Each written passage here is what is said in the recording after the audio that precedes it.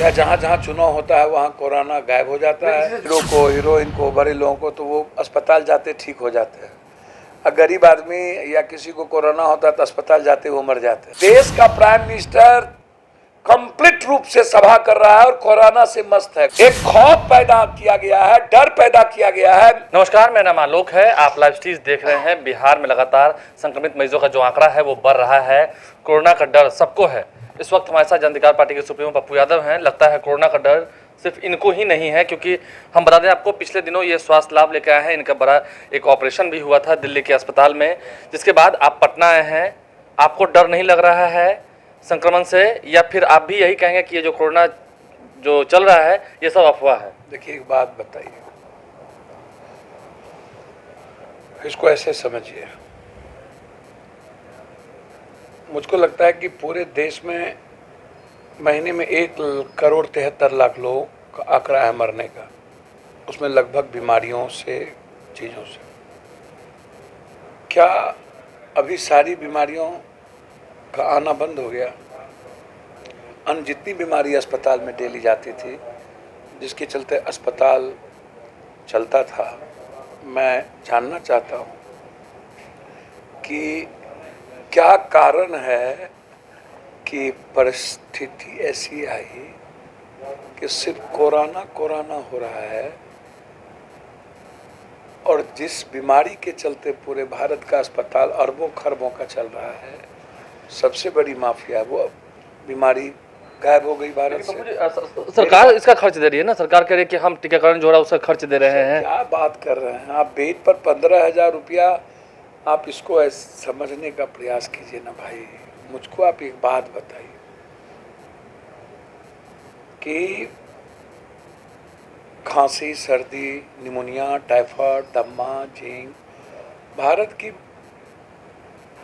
का जो मौसम है, भारत का जो गरीबी है, भारत का जो मिडिल क्लास है, जो काम करते हैं, शरद गर्म से लेकर के मौसम जब चेंज होता है, एसी से, एसी के बाहर निकलते हैं कुछ लोग, तो आप इसको समझने का प्रयास कीजिए कि हम स्वाभाविक और नेचुरल, हमको खांसी होगी, सर्दी होगा।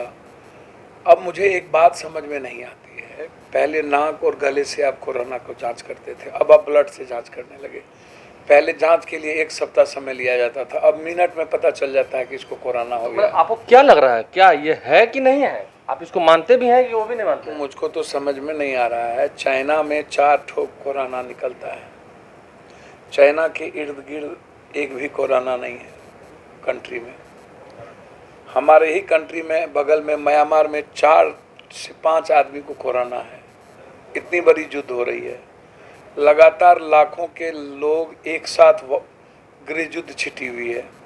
मणिपुर, नागालैंड, इम्फाल में आप चले जाइए, आपकी संख्या देख लीजिए कोरोना की कितनी है। आप अन्य स्टेटों में जाइए, गर्मी जब आता है, मौसम जब चेंज होता है, तो कोरोना का वायरस बढ़ता है। किसानों की रैली में या पॉलिटिशियन के रैली में अमित शाह जी मुंह में मास्क नहीं लगाते हैं। अंदर मोदी जी की रैली में लाखों या हजारों की जो भीड़ होती है, कोई मास्क नहीं होता है। तो क्या कोरोना वहाँ से छुट्टी ले लिया, तमिलनाडु से छुट्टी ले लिया, या जहाँ जहाँ चुनाव होता है वहाँ कोरोना गायब हो जाता है? इससे जुड़ा सवाल है पप्पू जी। पटना की सड़कों पर एक पोस्टर भी लगा हुआ है कि बिहार में भी चुनाव कराना चाहिए। भैया, मैं वही बात कह रहा हूँ कि बिहार में पहले कितने लॉकडाउन आपने किया, क्वारंटाइन सेंटर बना दिया, आपने ज़िंदगी तबाह कर दी, स्कूल की, कोचिंग की, सबकी ज़िंदगी तबाह कर दी। मुझे नीतीश कुमार जी यह बताए ना कि 7 बजे, 6 बजे ऑफिस, 6:30 बजे लोग निकलते हैं, 7 बजे सब्जी हटिया अपना खरीद करके घर जाते हैं। आप 7 बजे कह रहे हो बाजार बंद कर देने। ये किसने तय किया कि 7 बजे कोरोना ज़्यादा आएगा, वायरस ज़्यादा आएगा? तो आप बताइए ना, तो इसका क्या उपाय होता है? 10 बजे वायरस ज़्यादा आ रहा है, तो आप क्या करें? इसका उपाय क्या और कुछ अलग है?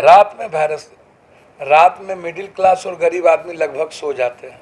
10 से 5 कर्फ्यू लगाने का मतलब हमने नहीं समझा, हमको इस बात की समझ नहीं आई। होटल में एलिट क्लास और पैसे वाले लोग खाने जाते हैं, जो खुद ही परहेज करते हैं, गैप होता है। और आप वैक्सीन की बात करते हो, एक तो वैक्सीन है नहीं, वैक्सीन का आप आयात करते हो। उसके बाद जब एक बड़े दल के नेता ने ट्वीट किया कि अलग कंपनी अलग कंट्री का भी वैक्सीन लगाया जाए, तो उनको कह दिया कि उस कंपनी का ये दलाल हो गया है। अब बाद में फिर कह दिया गया नहीं, उस कंपनी की भी वैक्सीन ले सकते हैं। तो ये जो लगातार डबल कैरेक्टर सिस्टम गवर्नमेंट जो कर रही है, मुझको तो यह लग रहा है कि जितना मेडिकल माफिया है, जितना ड्रग्स माफिया है दुनिया में, एक बड़ा घोटाला। आप हमको एक बात बताइए, बीच में सैनिटाइजर बंद हो गया था, बीच में मास्क बंद हो गया था, बीच में दवाई बंद हो गई। चुनिंदा लोगों को फायदा पहुंचाया जा रहा है या कोरोना सही में है या नहीं, आप बता दीजिए। अच्छा, हमको एक बात बताइए, बड़े बड़े लोगों को कोरोना में जब कोरोना धरता है, हीरो को, हीरोइन को, बड़े लोगों को, तो वो अस्पताल जाते ठीक हो जाते हैं। और गरीब आदमी या किसी को कोरोना होता है तो अस्पताल जाते वो मर जाते हैं या उसका बिल बढ़ जाता है। वैक्सीन लेने के बाद हमको सैनिटाइज़र और मास्क पहनना ही है, और वैक्सीन के बाद कोरोना आ ही रहा है। 2 डोज के बाद सारे डॉक्टर को कोरोना हो रहा है, वैक्सीन 2 के बाद लोग मर रहे हैं। तो हमको आप बताइएगा ना, मरने की जो अनुपात है, संख्या है बिहार की, भारत का, वह अन्य बीमारियों से है। हम जब निमोनिया टाइफाइड होगा और अन्य संक्रमण बीमारी होगी तब भी हम मरेंगे, और उसको आप डाइवर्ट कर दीजिए कोरोना से कि नहीं कोरोना में मर गया। भैया, नरेंद्र मोदी जी का गुजरात है ना, गुजरात, वहाँ बेड नहीं है, मास्क नहीं है, वहाँ पर लाश ले जाने के लिए एम्बुलेंस नहीं है, वहाँ पर कोरोना से पीड़ित लोग एम्बुलेंस में बिना भर्ती के मर जाते हैं, भर्ती नहीं होती है, इलाज नहीं होता है। एक तरफ आप रात कर्फ्यू करते हो, एक तरफ कोरोना कर्फ्यू की बात करते हो, एक दूसरी तरफ देश का प्राइम मिनिस्टर कंप्लीट रूप से सभा कर रहा है और कोरोना से मस्त है। कोई चर्चा कोरोना पर नहीं है, जबकि ताली थाली दीप सब जलवा दिए थे, और आज कोरोना पर चर्चा तक नहीं होती है इस भारत में। सिर्फ पश्चिम बंगाल, सिर्फ पश्चिम बंगाल। इनको माँ और इंस्पेक्टर याद आ गया हिंदू मुसलमान कराने के लिए, जबकि ये घटना नहीं है। लेकिन कोरोना में लाखों लोग इनके अनुसार मर रहे हैं, हजारों लोग मर रहे हैं, उस पर चर्चा करने के लिए। पप्पू यादव को कोरोना क्यों नहीं है भाई? क्यों नहीं है? मैं वही तो बोल रहा हूँ। आप तो गए कुछ दिन पहले, मधुबनी गए, नवादा गए, मेरा एंटीबॉडी, मेरा गोल ब्लैडर निकल गया। डॉक्टर पागल हो रहा था कि एंटीबॉडी 37 कैसे है, इनका 36। हमको समझ में नहीं आता कि एंटीबॉडी क्या है, हमको जरा आप बताएं। मेरा कंप्लीट एंटीबॉडी 36 है, हमको वैक्सीन की जरूरत नहीं है। हम इसके पहले भी करोड़ों लोगों से मिल चुके लॉकडाउन में, बाढ़ में। हम ही को नहीं, मेरे किसी स्टाफ तक को कोरोना नहीं है। एक खौफ पैदा किया गया है, डर पैदा किया गया है। मीडिया, डॉक्टर्स, ये कोरोना को बढ़ा को दिखाने की पूरी साजिश है कि ये डर इतना पैदा कर दो कि सारा का सारा देश का गरीब और मिडिल क्लास अस्पताल में भर्ती हो जाए, और पूरी दुनिया के ड्रग्स माफिया और मेडिकल माफिया और पॉलिटिशियन की मिली भगत से खरबों खरब पूरा देश का मनी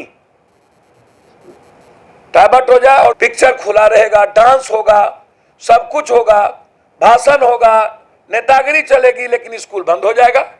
वहां कोरोना है, बच्चों को डराया जा रहा है, कोरोना है।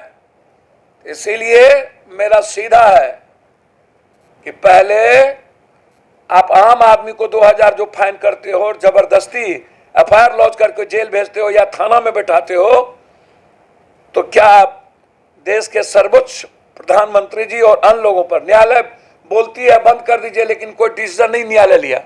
चुनाव आयोग कहता है कि यदि मास्क नहीं पहनेंगे तो क्या हुआ, रैली रुक गई, क्यों नहीं रोकते हो रैली? लेकिन जब अमित शाह जी मुंह खोल के रहेंगे तो कोरोना लॉ जो लाया गया है मोदी जी के द्वारा, केस होने का, अरेस्ट होने का, मोदी जी, अमित शाह और मुख्यमंत्री पर नहीं होगा, आम आदमी पर होगा। इसको डराना बंद करिए। कोरोना एक साजिश है या एक घोटाला है माफियाओं का, और पूरे देश को समाप्त करने का एक थर्ड वर्ल्ड वार है।